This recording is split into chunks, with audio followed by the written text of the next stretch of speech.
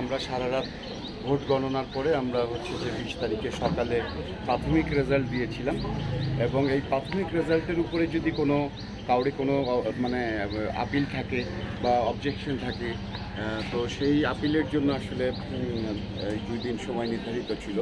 তো সেইটা পার হয়েছে, এখানে কোনো আপিল হয়নি, আপিল করেনি, কেউ আপিলও করে নাই। তো সেই অর্থে আজকে আমরা চূড়ান্ত ফলাফল আমরা ঘোষণা করে বোর্ডেটা নিয়ে দিচ্ছি।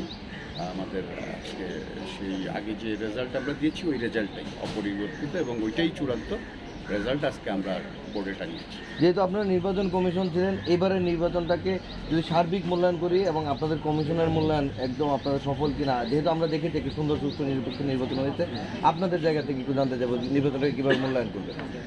নির্বাচনটা তো আমরা আপনারা দেখেছেন যে আমরা নির্বাচনটা সুষ্ঠু এবং নিরপেক্ষভাবে আমরা নির্বাচনটা করার চেষ্টা করছি। তো সেই অর্থে আমরা এই মনে হয় যে কোনো রকম কোনো ঝামেলা ছাড়া এই প্রথম আমরা নির্বাচনে আমরা ফলাফল দিলাম এবং এটা আমার মনে হয় যে অনেকদিন পর প্রথম একটা ভালো নির্বাচন হলো। যেহেতু নতুন কমিটি আজ থেকে দায়িত্ব নিল, তাদের কাছে আসলে আপনারাও যেহেতু চলচ্চিত্রের মানুষ, আপনাদের প্রত্যাশার জায়গাটা কি থাকবে? কারণ এতদিন আপনারা নির্বাচন কমিশনার ছিলেন, আপনারা তো কিছু বলতে পারেননি, সেখান থেকে আপনাদের প্রত্যাশাটা কি থাকবে এই চলচ্চিত্রের জন্য এই নতুন নবনির্বাচিত কমিটির কাছে?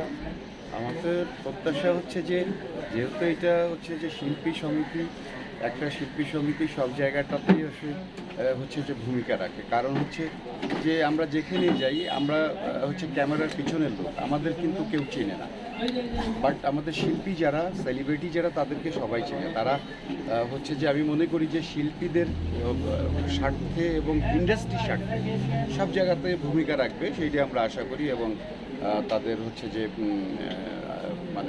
আগামীতে আরও এই সমিতিকে এবং ইন্ডাস্ট্রিকে এগিয়ে নেবে, আমরা সেটাই প্রত্যাশা করি। থ্যাংক ইউ ভাই। ধন্যবাদ। Thank you.